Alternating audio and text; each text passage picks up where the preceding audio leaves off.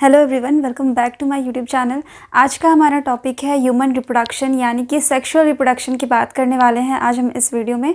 और क्योंकि ये जो वीडियो होगा एज अ इंट्रोडक्शन हम देखेंगे कि क्या क्या चीज़ें होती है ह्यूमन रिप्रोडक्शन में, या फिर किसी भी ऑर्गेनिज्म को रिप्रोड्यूस करने के पहले कौन कौन से ऐसे जो प्रोसेस होते हैं वो नेसेसरी होते हैं, या फिर कह सकते हैं कि उनका होना आपकी लाइफ में बहुत ज़्यादा ज़रूरी है अगर आप रिप्रोड्यूस करते हैं। तो यहाँ पर बात करेंगे स्पेशली हम सेक्सुअल रिप्रोडक्शन की, और इसमें भी हम देखेंगे कि जो रिप्रोडक्शन का प्रोसेस होता है उनके पहले कौन कौन से जो प्रोसेसेस होते हैं वो क्या क्या प्रोसेस इसके अंदर आते हैं एंड कितने टाइप्स होते हैं। तो इन सब चीज़ों के बारे में आज हम इस वीडियो में डिस्कस करने वाले हैं।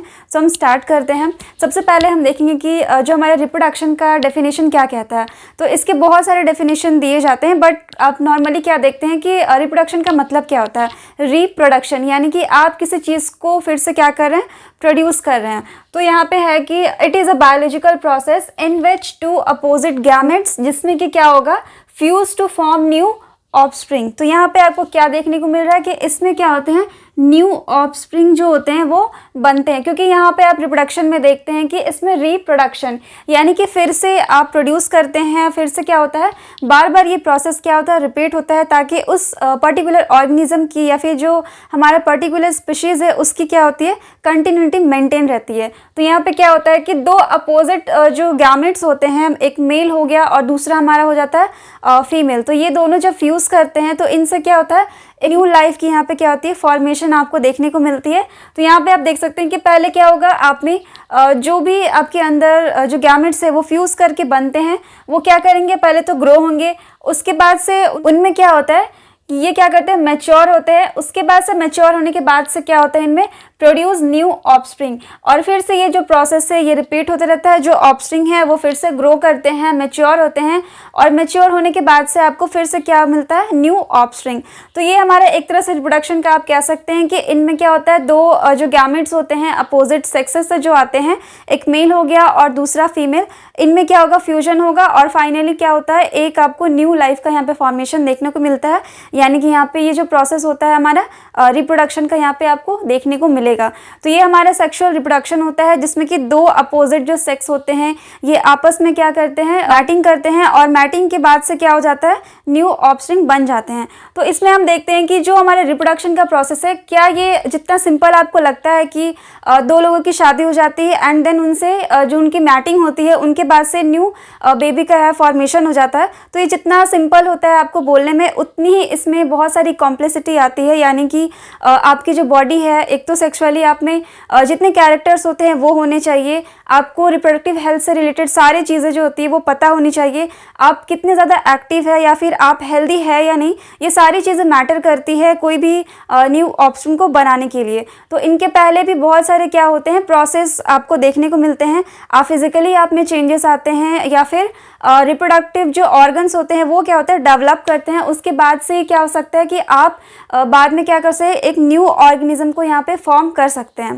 तो यहाँ पे हम देखेंगे कि तीन जो मेन प्रोसेस आते हैं हमारे रिप्रोडक्शन में। फर्स्ट होता है pre fertilization, then fertilization and post fertilization. तो एक तरह से आप यहाँ पे देखते हैं कि ये जो तीनों प्रोसेस है ये मिलके क्या बनाते हैं, रिप्रोडक्शन के जो प्रोसेस है इसे ये कंप्लीट करते हैं। तो यहाँ पे बस थोड़ा सा हम जो है इंट्रोडक्शन लेंगे।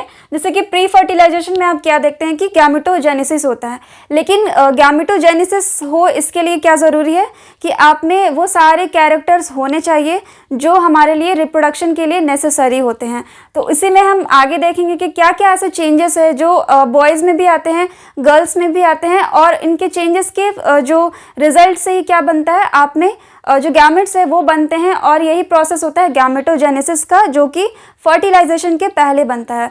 तो यहाँ पे आप देखेंगे कि जो प्री फर्टिलाइजेशन है इसमें क्या होता है, गैमेटोजेनेसिस का प्रोसेस होता है। तो गैमेटोजेनेसिस नाम में ही है कि यहाँ पे जो गैमेट है वो फॉर्म करते हैं। सो यहाँ पे गैमेटोजेनेसिस, तो यहाँ पे होता है गैमेटोजेनेसिस। एंड फर्टिलाइजेशन में क्या होता है, फ्यूजन होता है किनका, एक मेल और फीमेल गैमेट का।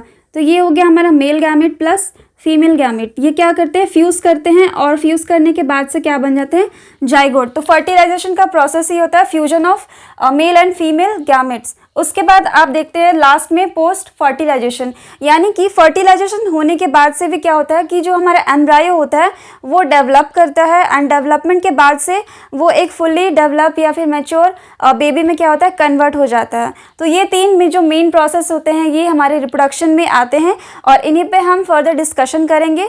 आज बस हम इसका इंट्रोडक्शन देखेंगे कि जो हमारा प्री फर्टिलाइजेशन होता है उनके पहले जो गैमेटोजेनेसिस है उनके लिए क्या क्या चेंजेस जो है वो आप में देखने को मिलेंगे, चाहे वो बॉयज़ हो या फिर गर्ल्स हो। तो यहाँ पे आप देख रहे हैं कि एडोलेसेंस की हम यहाँ पे बात करने वाले हैं। मेनली एडोलेसेंस क्या होता है इसके बारे में हम थोड़ा सा जानते हैं।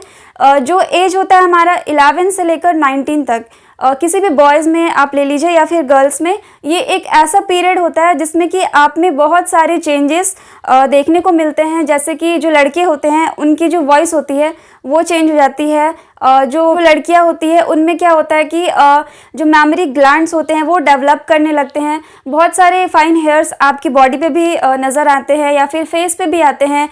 जैसे कि हमारे जो पेल्विक रीजन है उनमें भी क्या होता है, जो हेयर्स होते हैं वो आपको देखने को मिलते हैं। तो इसके अलावा और भी बहुत सारे चेंजेस है जो हम यहाँ पे देखने वाले हैं। तो आप यहाँ पे देखते हैं कि जो एडोलेसेंस होता है और प्यूबर्टी, इनमें क्या डिफरेंसेस होते हैं ये हम शॉर्ट में यहाँ पे देखेंगे। तो मेनली जो एडोलेसेंस होता है ये हमारा क्या है, 11 से लेकर 19 के बीच का जो पीरियड होता है ये पूरा हमारा एडोलेसेंस का पीरियड होता है, जिसमें कि किसी भी बॉयज़ या फिर गर्ल्स में क्या होता है, आप फिजिकली क्या होते हैं इसमें आपको बहुत सारे चेंजेस देखने को मिलेंगे, या फिर आपके जो रिप्रोडक्टिव ऑर्गन्स होते हैं वो भी क्या होते हैं यहाँ पे मैच्योर होते हैं, डेवलप होते हैं। और इसके बीच एक प्यूबर्टी वर्ड आता है और इस प्यूबर्टी का क्या मीनिंग होता है, ये एडोलेसेंस से किस तरह से डिफरेंट होता है ये हम देखते हैं। सो जो प्यूबर्टी होता है ये वैसा पीरियड है जब आप में क्या होता है वो चेंजेस आने स्टार्ट हो जाते हैं। कि मान लीजिए अगर कोई लड़की है या फिर कोई लड़का है, इनमें क्या होता है आपको पता है कि जो 11 से लेकर जो 19 के बीच का जो पीरियड है इनमें क्या होता है, हर पर्सन से ये क्या होता है वैरी करता है। किसी में 12 ईयर पे हो सकता है या फिर 13 ईयर में या 14, इस तरह से क्या होता है इसमें चेंजेस आते हैं। तो वैसा टाइम जिसमें कि आप क्या होता है आप में ये सारे चेंजेस देखने को मिलते हैं। आप में प्यूबिक हेयर्स आने लगेंगे, अगर गर्ल्स है तो उन्हें पीरियड्स जो होते हैं वो होने लगेंगे। तो ये सारे जितने चेंजेस है वो जिस टाइम से आप में स्टार्ट हो रहे हैं, तो मीन्स कि आप में प्यूबर्टी क्या है स्टार्ट हो चुकी है, आप में वो सारे डेवलपमेंट आपको देखने को मिलेंगे। तो एडोलेसेंस ये ब्रिज है हमारा चाइल्डहुड में और एडल्टहुड के बीच का जो गैप होता है, या फिर आप कह सकते हैं जो पीरियड होता है वो हमारा क्या कहलाता है, एडोलेसेंस। और प्यूबर्टी वो टाइम होता है जिसमें कि आप में ये सारे चेंजेस आपको देखने को मिलते हैं। जितने भी सेकेंडरी या फिर प्राइमरी जो सेक्सुअल कैरेक्टर्स होते हैं वो आप में दिखना स्टार्ट हो जाते हैं। तो ये मेन डिफरेंस होता है कि एडोलेसेंस क्या है, it is a connecting bridge between childhood and adulthood. तो चाइल्डहुड और एडल्टहुड यानी कि ना ही तो आप बहुत समझदार हैं या बड़े हैं और ना ही आप बच्चे होते हैं। तो ये ऐसा टाइम होता है जिसमें कि आप में सारी चीज़ें आपको सीखने को मिलती है, देखने को मिलती है। बहुत सारी चीज़ें आप में होती है जो कि हमारे एडोलेसेंस के टाइम पीरियड में होता है। और उसी में एक टाइम आता है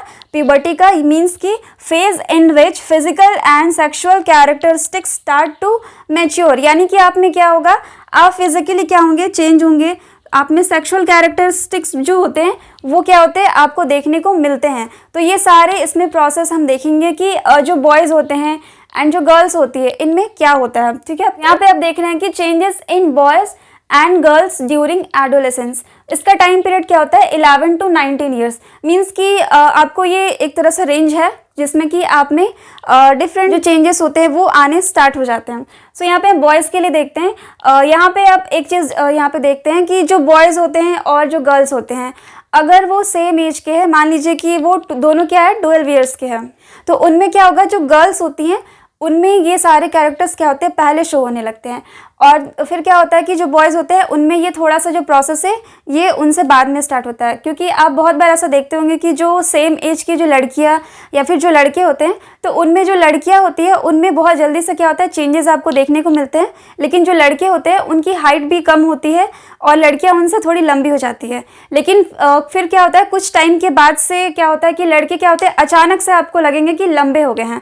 तो ये भी एक रीज़न होता है यहाँ पे कि जो बॉयज़ होते हैं और गर्ल्स होते हैं इनमें क्या होता है टाइम का डिफरेंस होता है। 2 ईयर्स का ये डिफरेंस होता है कि जो बॉयज़ होते हैं वो 2 साल के बाद इसमें मैच्योरिटी आती है जो हमारी गर्ल्स होती है उनके कंपैरिजन में। तो यहाँ पे पहले हम बॉयज़ में देखते हैं कि क्या क्या ऐसे जो चेंजेस है जो उनके एडोलेसेंस के टाइम में या फिर प्यूबर्टी के टाइम में आपको देखने को मिलती है।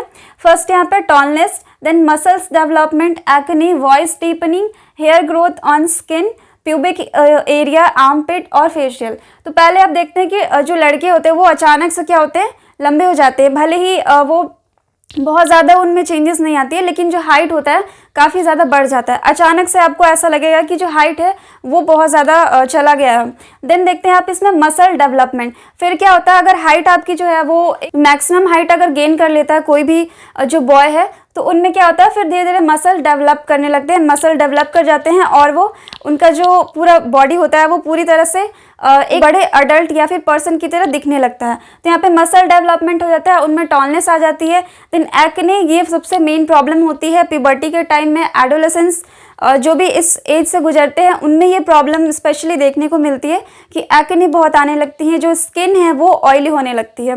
देन आता है वॉइस डीपनिंग। जो लड़के होते हैं उनकी जो वॉइस होती है वो क्या होती है, लो पिच में आ जाती है, यानी कि उनकी जो आवाज़ है वो मोटी लगने लगती है। देन हेयर ग्रोथ होता है, कहाँ पे, स्किन पे होगा आपके। देन प्यूबिक एरियाज जितने होते हैं, आर्मपिट हो गया आपका, तो इन पे क्या होता है, हेयर्स आने लगते हैं। प्यूबिक एरियाज यानी कि जो आपका प्यूबिक रीजन है जहाँ पे आपके रिप्रोडक्टिव ऑर्गन्स होते हैं, उनमें क्या होता है जो हेयर्स होते हैं वो यहाँ पे आना स्टार्ट हो जाते हैं। जो लड़के होते हैं उनमें दाढ़ी मूछें भी क्या होती है, आना स्टार्ट होती है। Then penis and testis become large, sperm formation, ejaculation, erection etcetera. उनमें क्या होगा, पेनिस एंड जो हमारा टेस्टिस होता है वो क्या होता है, एनलार्ज होने लगता है। मीन्स कि उनमें क्या होगा, जो पेनिस होंगे एंड टेस्टिस ये दोनों क्या होते हैं, डेवलप होते हैं, यानी कि उनका जो साइज होता है वो अपने मैक्सिमम साइज को रीच करता है। एंड देन स्पर्म का फॉर्मेशन होने लगता है। ये सारी चेंजेस क्यों होती है, ये हार्मोन की वजह से होती है, इसलिए उनमें क्या होता है, गैमेट का फॉर्मेशन यहाँ पे आपको देखने को मिलेगा। सो यहाँ पे स्पर्म का फॉर्मेशन होगा, कभी कभी क्या होता है इजैकुलेशन भी होता है, एंड देन इरेक्शन का भी जो प्रोसेस होता है ये उन जो टीनेजर्स होते हैं या फिर जो प्यूबर्टी के टाइम ये सब जो चेंजेस होते हैं ये आना स्टार्ट हो जाते हैं। तो ये कॉमन प्रॉब्लम्स होती हैं, ये कोई आपको बीमारी नहीं है, बट क्या होती है ये सारे प्रोसेस आप में उस टाइम पीरियड में आपको देखने को मिलती है। देन नेक्स्ट है गर्ल्स के लिए हम क्या देखते हैं कि गर्ल्स में भी क्या होगा, वो टॉल हो जाएंगी। Then body hairs, pubic, then armpit, इनमें क्या होगा, आपको हेयर्स देखने को मिलेंगे, स्किन पे भी। एंड देन जो प्यूबिक एरियाज है, आर्मपिट है, उनमें क्या होगा, जो हेयर्स है वो यहाँ पे आने लगते हैं। देन एक्ने, तो ये सारे क्या होते हैं, कॉमन प्रॉब्लम्स होते हैं बॉयज़ एंड गर्ल्स में। देन वेजाइनल डिस्चार्ज, सो यहाँ पे क्या होंगे, वेजाइनल डिस्चार्ज भी क्या होते हैं, स्टार्ट हो जाते हैं। Then genital changes, breast development and periods.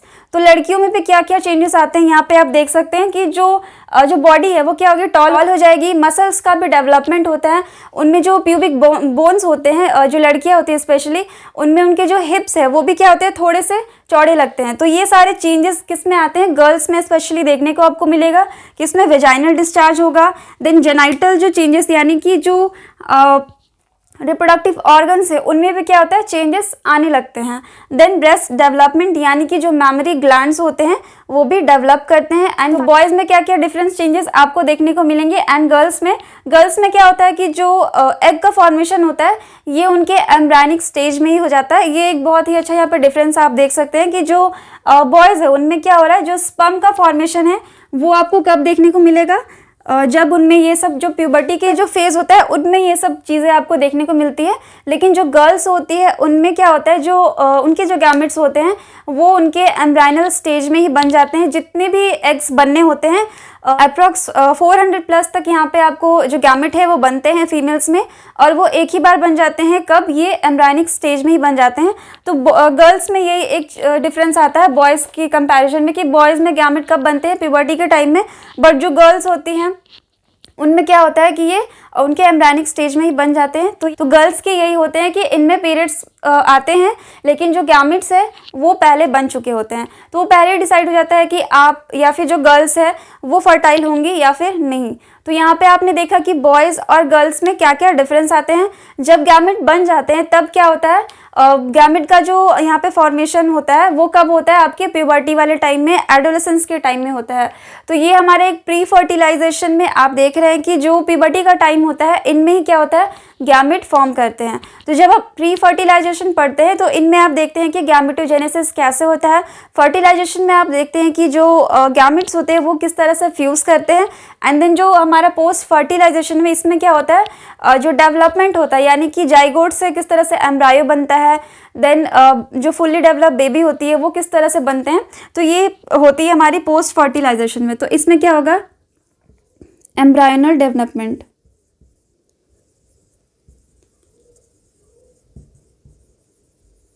तो इनमें क्या होता है, जितने भी एम्ब्रायो होते हैं, मीन्स जितने नहीं, जैसे कि जो भी फर्टाइल पर्सन होते हैं मेल एंड फीमेल में जब मैटिंग होती है तो उनमें जो फ्यूजन के बाद से जो चीज़ें होती है, यानी कि जो एम्ब्रायो होता है वो डेवलप करता है। तो ये चीज़ें हमारी आती है पोस्ट फर्टिलाइजेशन में।